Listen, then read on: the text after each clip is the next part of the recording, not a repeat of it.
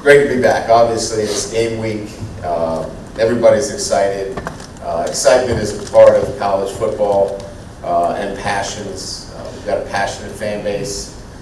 They have high expectations. We have high expectations. But like I've said to you, we've been working on this since January. After our Baylor win, the bowl game, we went to work on our roster, our process in developing this football team, so that when we get to these moments, right, it's having a team that is confident, that plays the game the right way in a hostile environment. Many would say composure, maturity, and they've got to play with great competitiveness. Each and every play is going to be important for us. So, you know, when you're putting together the DNA of a football team, it's not just about talent acquisition. It's making sure that you have the pieces necessary to compete in those moments, right?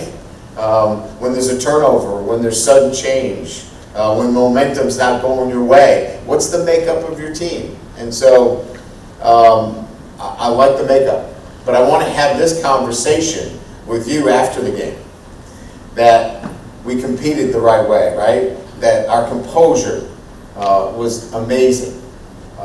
And we played with great confidence. That's the post-game remarks that we want. But that's why we play the game. But my point being is that we've been at this and working at this and developing these things within our football team for the past 9 months. Now let's go play against a really good team on the road in what will be a very alive atmosphere, one that is difficult to duplicate. So you make sure you recruit the right guys. And this is a team that we were very intentional about in terms of going out and getting mature players that can stand up to those moments. So, look, I could give you a litany of things about who's ranked who and, you know, what they say about them.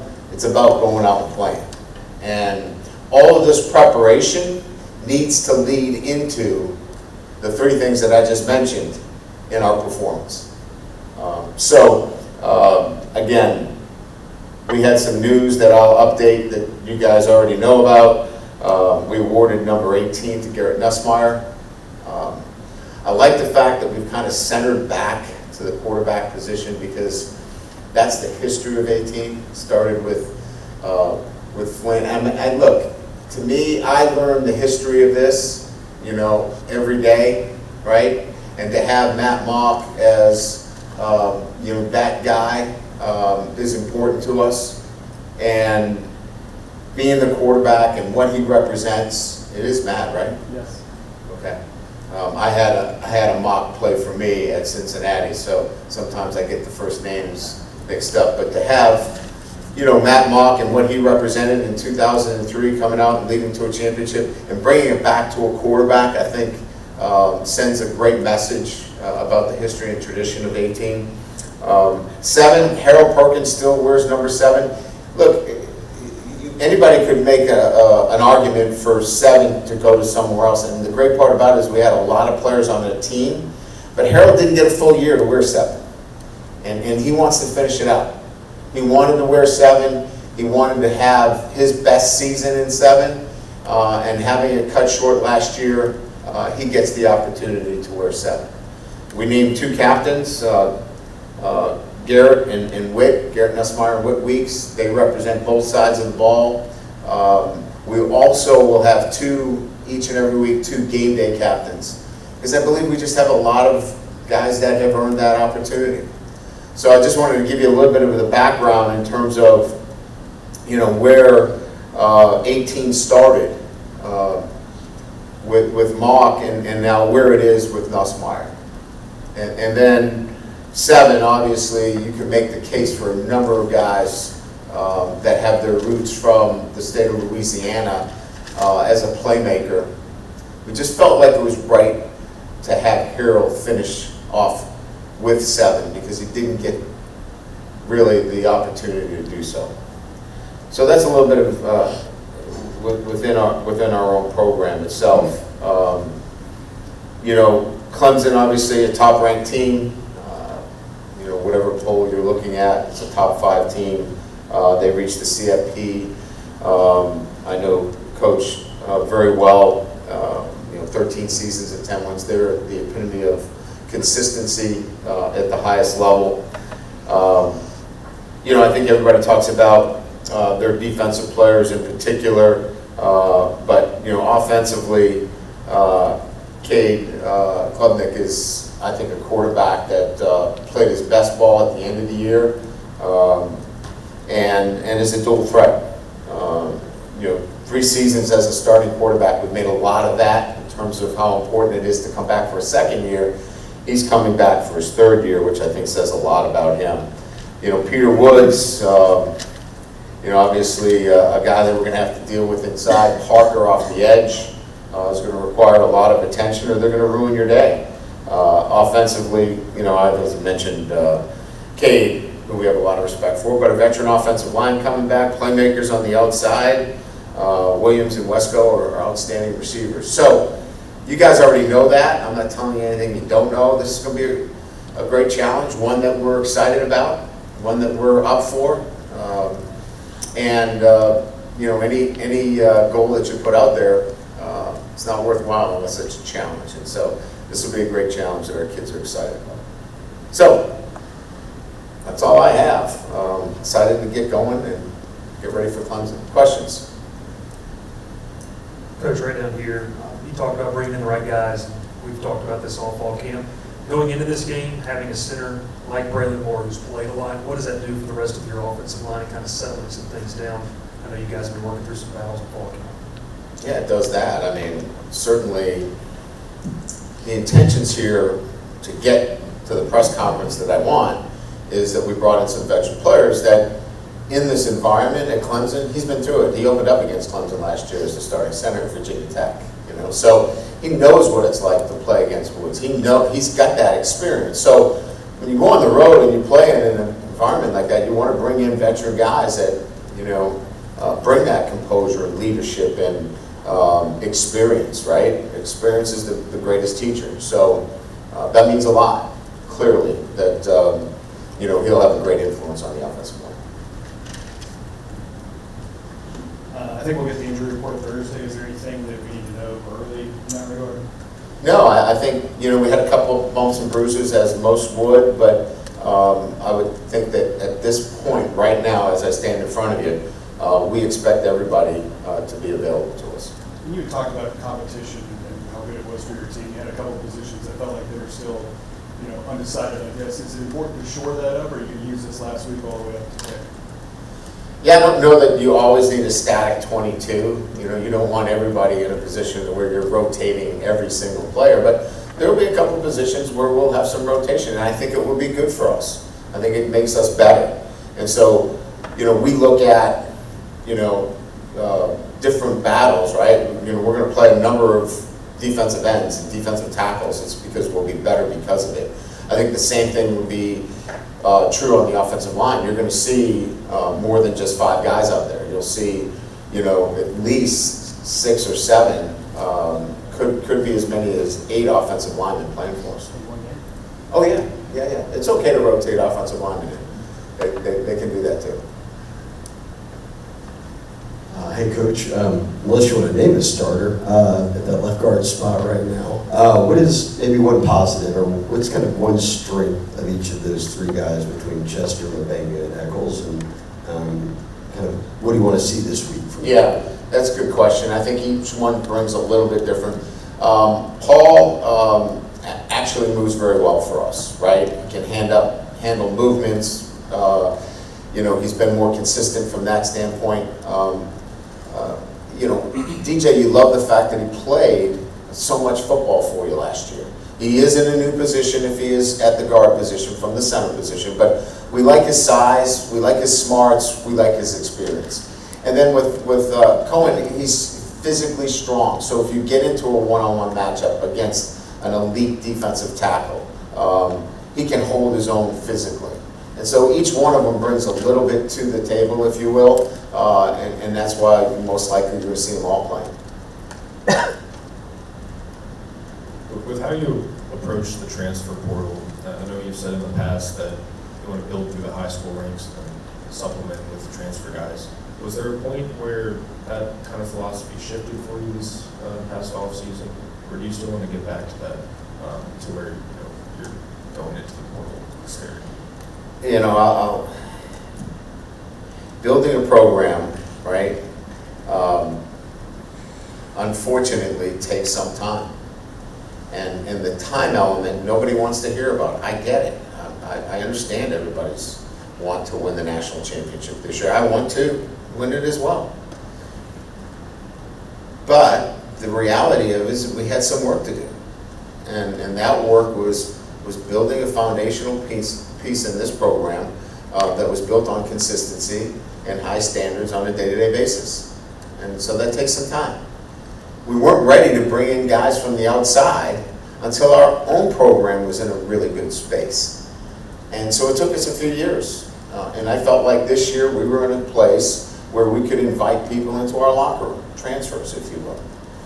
So that's the long and short of it. I've been doing it for over 3 decades, and putting together teams every year is a little bit of art, a little bit of science. If it was just add water and stir, you don't need me. So I use my experience and my sense that when's the right time to add people to the roster, and I felt like this year was the right time. I thought we had the underpinnings of a program that was in a good place. There was some consistency being built. 19-2 at home over the last 3 years. There was some things to build off of with 3 bowl wins. No, that's not the national championship. I get it. But behind Alabama and Georgia, we won more SEC games than anybody else. So there were enough things there for me to say, all right, we're moving in the right direction. Let's go get some veteran players that when you go on the road against Clemson, they've done that. And you don't have to go teach it from the sideline again. And so that's really where we are at. And where we'll move next year might be a little bit different. It might be extremely talented freshmen playing for the first time. And you live with some of the mistakes because they're incredibly talented. I don't know what the future holds. I'm focused on right now.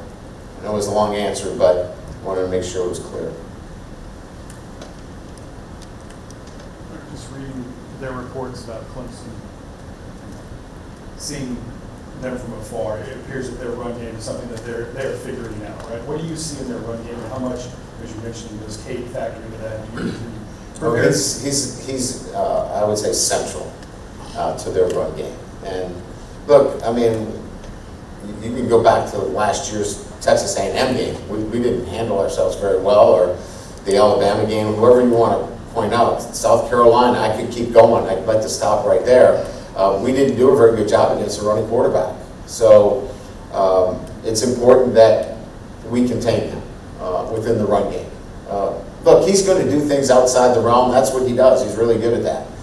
We got to keep him in the pocket and make him operate from the pocket. But their run game is certainly part of what they do. But they've got a lot of things from an offensive standpoint that you have to defend, and there's only a few things you can do. You want to play fast, you want to play physical, you want to make sure that you don't give up the big shots. They like to get big shots down the field. And then you've got to stop the quarterback from really hurting you run the ball. That's kind of central to what we're looking at.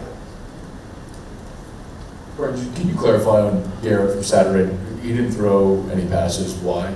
Yeah, when you get into the camp situation, we have I know it's not a great analogy, but we have a pitch count where we want to take our quarterback's load off, and all the installation was in that. We were done with installation. So this was just more throwing.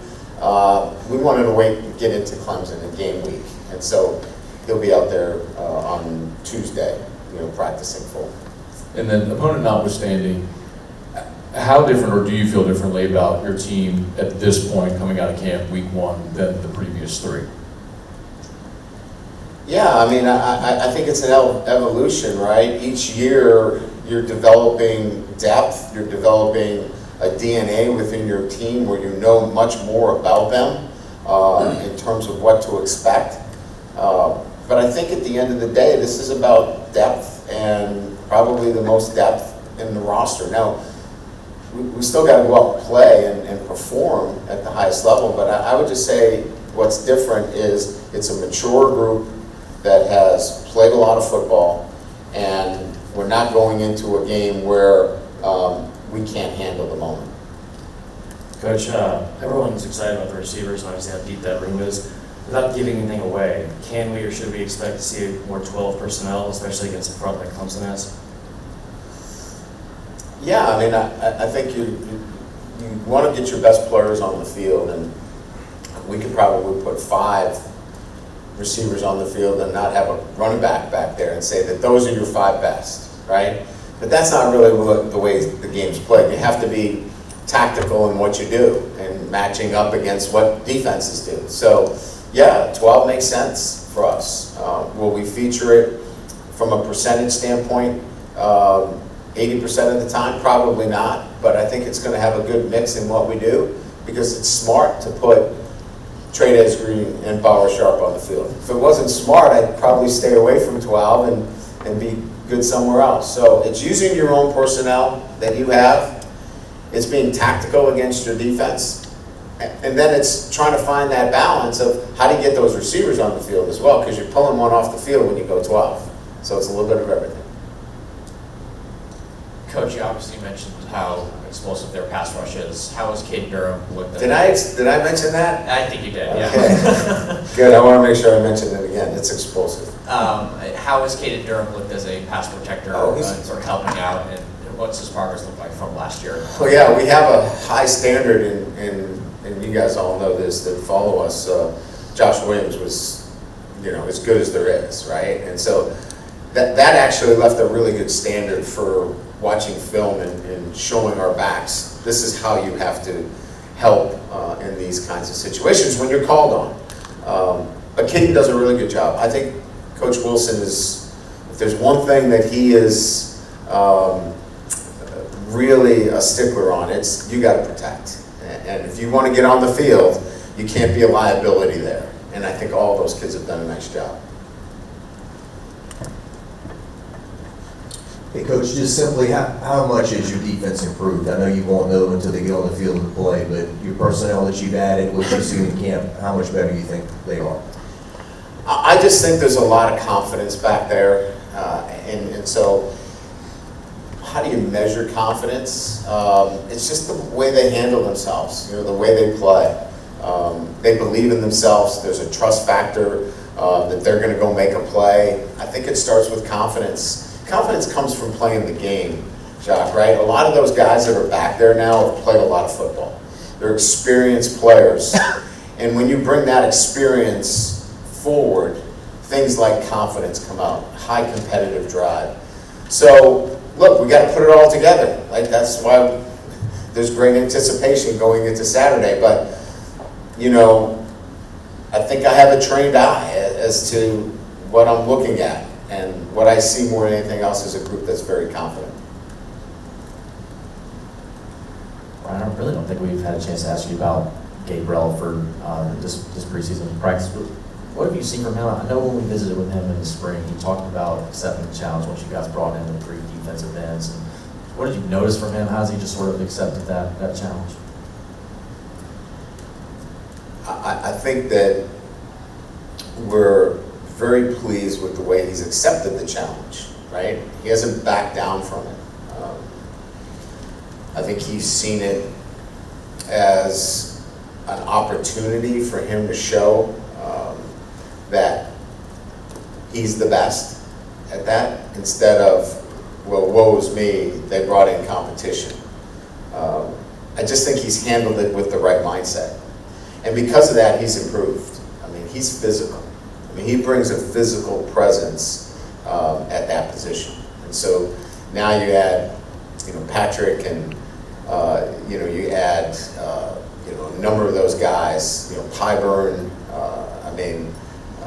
Jamari, Butler. I mean, it's a deep, deep group of defensive ends, and Gabe has stood out because he's accepted the challenge more so than anything else. Thank you. Coach, as you know, we are on a 5-game losing streak for season openers. I don't think in those terms. I think about this year. Okay. So what's going on this year is what I think about. So you've been saying that you're very confident in this team. You've been working on consistency and everything. What are you expecting from the offense and the defense from this Saturday and to make it to the national To play championship? their very best. Those are my expectations. We put in a lot of time.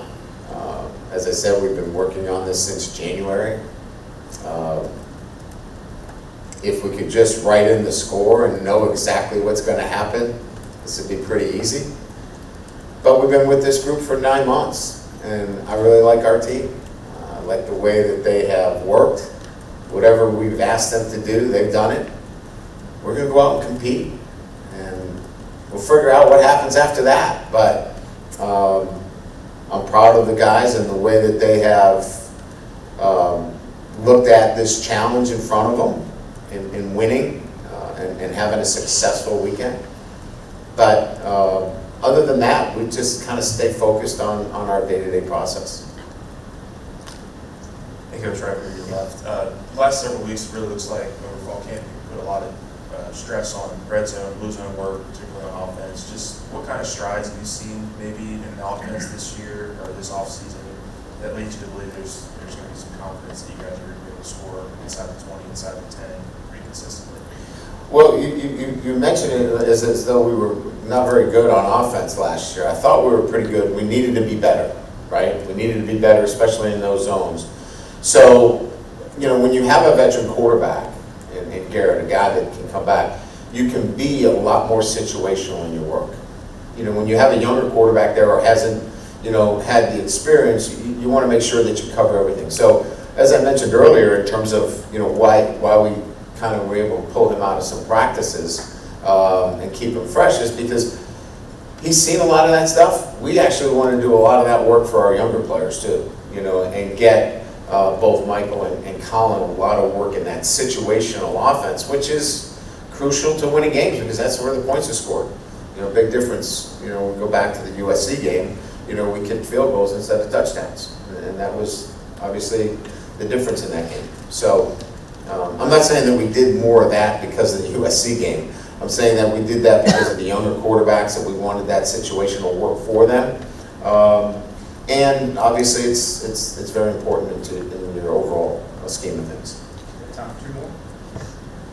Hey, Coach, you had mentioned that on your radio show that the roster cost about $18 million. I was wondering if you can approximate about just what the portal class, those 18 cost. I'd have to look at my notes for that. I was commenting strictly on what the revenue share piece was going to be. I saw the revenue share piece because that's already been given to us. And then there was other money spent, obviously, through NIL and third party. But in terms of giving you the exact numbers, I'd have to sit down and pull it off a sheet in front of me, and I just don't have that in front of me. You've had to supplement that DB room through the portal and high school recruiting, all that in recent years. I remember a couple of years ago that Denver-induced class, you were asked what you thought they would be like, and you said, I just want to see them in games. I don't want to comment on it. I imagine you still want to see them, but you talk about a trained eye, what's your thought seeing guys like Halsey and Cooley and Mansour who played a lot of football?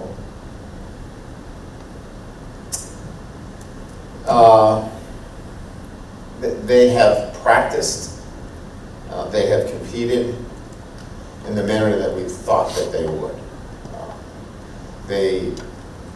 They attack every practice. They're our hardest workers. That, in my experience, has proven to be the differentiator between those guys that haven't played a lot of football and have. They show it in practice too. They play with a swagger. I'll give you an example. They make plays in practice and they're not doing the sword thing and, all that stuff. They're like, next play. Bring on the next play. And to me, those little nuances show I'm confident. It's kind of like the old adage, you hear it all the time. You get in the end zone, give the ball to the official. that you expect to be there again instead of 18 different dances. Now, I'm not against any of that stuff. I don't want to sound like the old guy here that doesn't like excitement. But you asked a question, and I'm answering it based upon what I see. And what I see is when a guy does that, and he hands it to the official, he truly believes he's coming back in the end zone. And so I see a lot of that on the field. Now, we got to go play, I get it. But, and answering your question, those are the things I see. I always thought that was a seatbelt. It's a seatbelt, coach. It's both. I just It just depends. I got you locked up. It's also victory. Hey, old guy. It is a seatbelt for most of them. We have new ones now. You guys got to keep up. Typically, the ball is 20 yards in. Yeah, no doubt, no doubt. Would you like to see the NCAA improve exhibition games for college, like one exhibition game, or improve like in the NFL, a shared scrimmage, because you can work out these kinks before you play games like this? Would you like to see that approved? I mean, you know, I thought it was the rage, and now you see NFL teams backing out of them. Why are they backing out of them? Because they're really physical, and it puts your guys at risk. And yeah, I know there's preseason games, but there's a lot of union work going on in those preseason games. You know, I guess I'd have to think about it more to have a definitive answer. I think there's some things I do like about it, but sometimes you bring in another team and they have something that they want to prove against you, and they're not in the right emotional zone. They do some things that maybe put you at risk with your top guys. And so, again, I don't want to be that, hey, yes or no. I'd have to see more of it, and my initial feeling is we'd have to be very careful with it. Good, thank you.